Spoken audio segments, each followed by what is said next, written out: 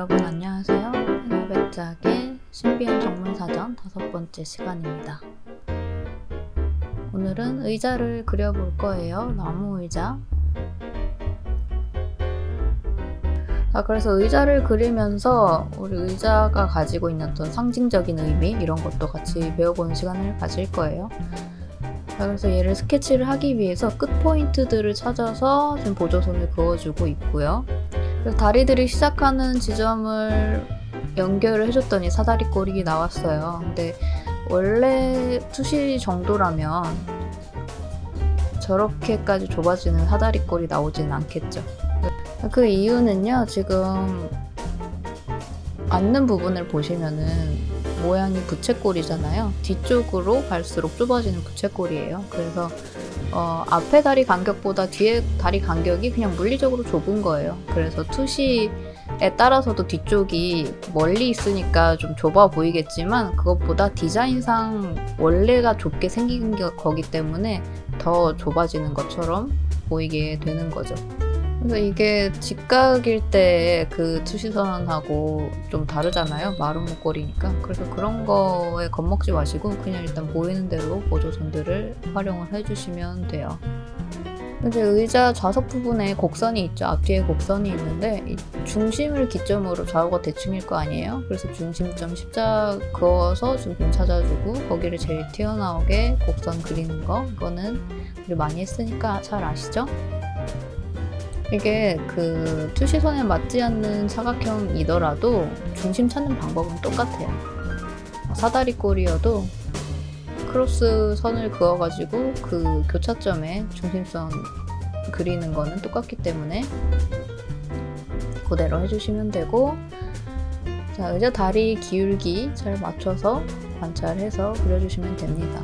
잘 보면 의자 밑에 부분에 한번 휘어 있어요. 급격하게 휘어지는 부분이 있거든요. 이런 거 잘 관찰해서 찾아주시고, 자, 안 보이는 부분 그릴 때도 투명한 것처럼 이어서 그려주는 게 좋다고 했죠. 아니면 밑에 부분하고 위에 부분하고 따로따로 보다 보면 연결이 안 되는 경우가 있기 때문에 이렇게 그어주시고, 자, 이제 왼쪽을 향해서 가는 투시선들은 수평들이 맞기 때문에, 수직 수평이 맞기 때문에 다 맞춰주시면 돼요.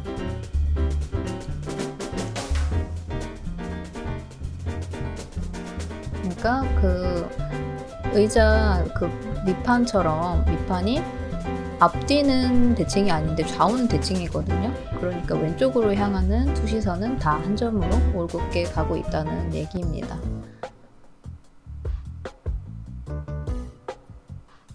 이렇게 그 사이의 간격들을 보면서 안에 장식적으로 들어있는 이 기둥도 그려주시고요.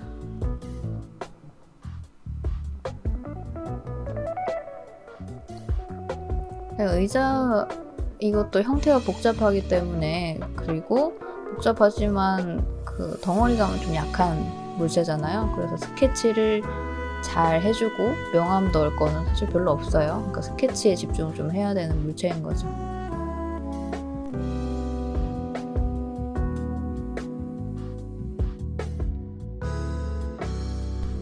연결 부위 있는 이 파츠도 그려주시고, 얘도 좌우 대칭일 거니까 반대쪽에도 있겠죠.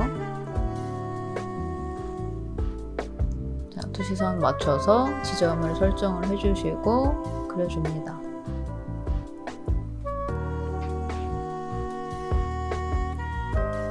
저는 오늘은 저 자료에는 꽃병이 있는데 꽃병을 생략을 할게요. 꽃병까지 그리면 우리 너무 난이도가 높아지니까.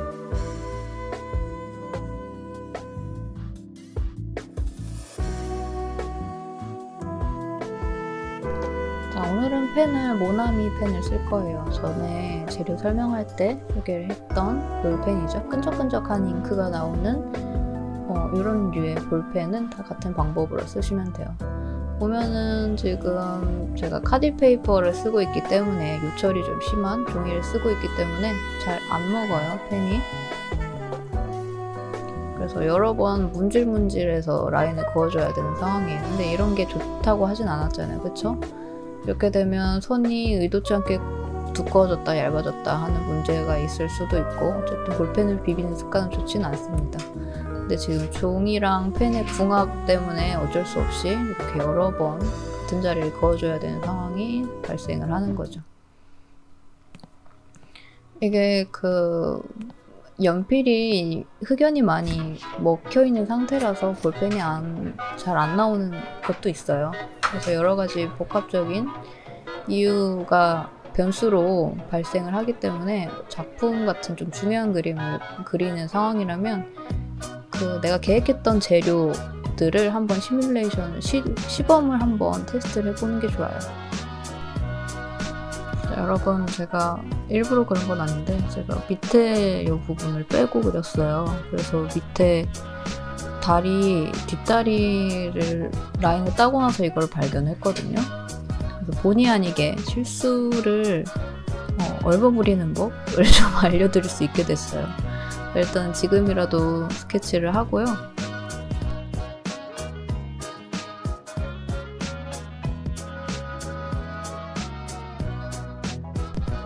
이렇게 그냥 나머지 부분은 우리 정상적으로 라인을 딸 수 있도록 이렇게 해줍니다.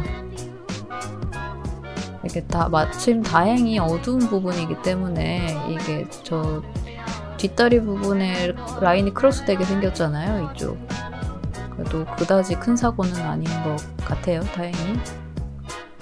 어쨌든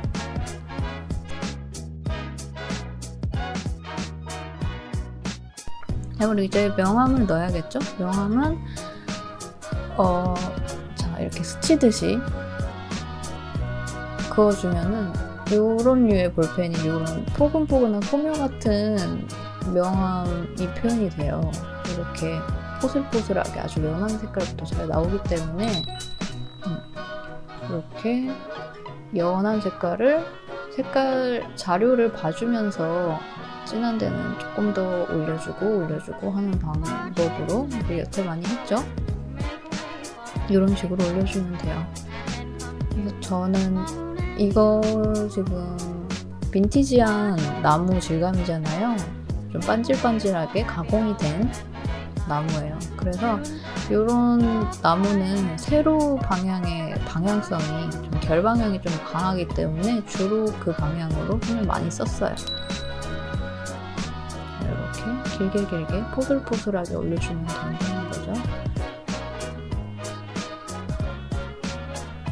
자, 이제 이런 거 이렇게 포슬포슬하게 표현을 할 때 연하게 할수록 이렇게 표면을 스치는 선을 많이 쓸수록 볼펜 똥이 많이 쌓여요. 그래서 휴지 한 칸 준비하시고요. 그걸로 계속 닦아가면서 쓰셔야 돼요. 안 그러면 군데군데 떡지는 부분이 생기니까요. 그런 걸 방지하기 위해서 계속 닦아주면서 써야 합니다. 저는 그냥 손으로 닦으면서 하는데요. 귀찮아서. 손이 엉망이 되기 때문에 여러분들은 휴지로 잘 닦으면서 쓰시길 바래요. 이렇게 연한 부분, 진한 구분을 해주면서 톤을 쌓아주면 돼요. 사실 여기 의자는 진짜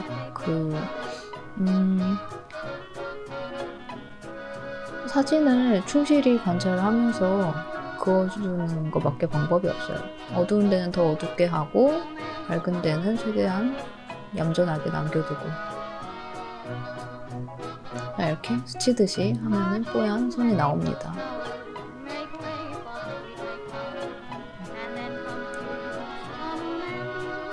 이렇게 비치는 것도 그어주고요. 이게 비치는 게 그 세로로 긴 모양이잖아요. 그렇다고 해서 세로로 선을 그으면 비치는 느낌이 좀 덜해요. 그래서 그 의자 좌석에 원래 그 나무 결 방향이 가로기 때문에 가로선으로 비치는 명암을 표현해주는 것이 더 좋습니다. 항상 어떤 방향이 더 효과적일지 연구하고 생각하시는 게 좋겠죠. 그림을 그린다는 거는요, 사물을 시각적으로 잘 파악하는 작업이기도 하지만요, 또 본질적인 의미를 파악하는 작업이기도 해요. 그래서 그림이 재밌는 거고 또 고귀한 행위인 거거든요. 그래서 우리 의자의 의미에 대해서 한번 얘기를 해볼까 해요. 의자는 흔히 자아, 개성, 그리고 사람의 자취 같은 거를 의미를 합니다. 비슷하게 신발 같은 게 있죠. 이제 미국 속담에 보면은 당신이 내 신발을 한번 신어보세요 라는 식의 말이 있는데요. 이게 내 입장이 돼서 생각을 해봐라 이런 의미예요. 그래서 의자도 그런 비슷한 뉘앙스를 지니고 있어요. 왜냐면 신발이나 의자나 하루에 굉장히 많은 시간을 같이 보내는 사물이에요. 그래서 그 사람의 습관 같은 게 그대로 새겨지는 특징이 있죠. 신발 밑창이 걸음걸이에 따라서 닳는 모양이 달라지거나 또 소파 쿠션이 그 앉는 자세에 따라서 모양이 다르잖아요. 그런 걸로 이제 알 수가 있는 거죠. 그리고 몸에 직접 닿는 물체이기 때문에 또 신체 그 체형도 반영이 많이 되죠. 그리고 취향도 많이 타요. 그래서 이 의자가 자아 같은 걸 상징한다고 하는 거죠. 그래서 이런 이제 의자의 상징성을 이용한 예를 보면 그 업이라는 애니메이션 영화가 있어요. 거기 이제 주인공 할아버지 부부가 성격이 굉장히 달라요. 그 할아버지인 칼은 조금 무뚝뚝한 성격, 그리고 아내분인 엘리는 좀 발랄하고 유쾌한 성격이거든요. 그래서 이 둘을 대비시키기 위해서 의자라는 장치를 사용을 합니다. 이제 칼은 주로 이제 네모 각진 의자에 앉고요. 엘리는 좀 부드러운 쉐입의 의자에 앉아요. 그래서 이런 식으로 이제 의자 주인의 성격을 나타내는 예죠, 이거는. 그리고 또 뷰티 인사이드라는 한국 영화가 있어요. 그래서 이 영화에서 보면 남자 주인공이 가구 디자이너예요. 근데 주인공이 연인인 이수에게 의자를 선물합니다. 근데 그 의자에 이수의 언니가 앉아보는데 이제 앉자마자 이거 네 건가 본데? 하고 얘기를 하거든요. 근데 이제 극 중에서 이 여자분과 그 언니의 사이는 굉장히 가까운 사이로 묘사가 돼요. 그래서 굉장히 가까운 사이니까 이게 딱 앉자마자 이거 동생 거라는 거를 바로 알 수가 있었던 거고요. 또 이제 너무 사랑하는 사이이기 때문에 그 사람에게 딱 맞는 의자를 만들 수가 있었던 거죠.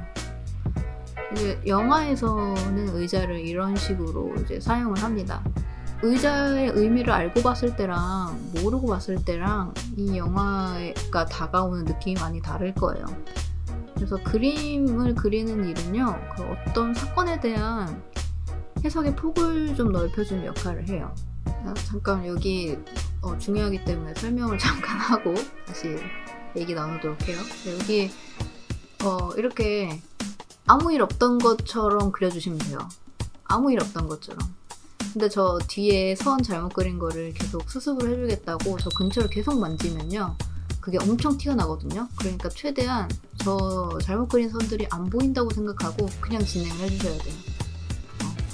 다시 이어서 얘기를 해보면요, 영화나 뭐 작품을 봤을 때 이게 뭐가 그렇게 대단해? 라는 식의 의문이 생길 때가 있어요. 이제 그런 의문들을 조금씩 줄여나갈 수가 있겠죠, 그림을 그리다 보면. 그리고 이제 내 삶에서 일어나는 일들에 대해서도 좀 더 다르게 받아들일 거예요. 좀 더 의미 있게. 그래서 제가 생각하는 그림의 의의가 여기 있어요. 모두 그림을 그리며 살아야 한다고 제가 늘 말씀을 드리는데요. 그렇게 생각하는 이유가 여기 있습니다. 오늘 수업을 듣기 전까지 여러분에게 있어서 의자는 그냥 단순히 앉는 도구일 뿐이었을 거예요. 하지만 듣고 나니까 좀 다르게 보이지 않나요? 이렇게 대상의 의미나 본질을 찾는 일이 일상을 흥미롭게 만들어요. 근데 세상은 이런 흥미로운 것들로 가득 차 있거든요. 근데 만약에 세상살이가 지루하다고 느껴진다면 죄송하지만 삶이 지루한 게 아니라 내가 지루한 사람인 겁니다. 제가 이걸 아는 이유는요, 저도 세상을 굉장히 지겨워하기 때문이에요. 그런데로 그럭저럭 지낼 수 있는 거는 그림이 가진 힘 때문입니다.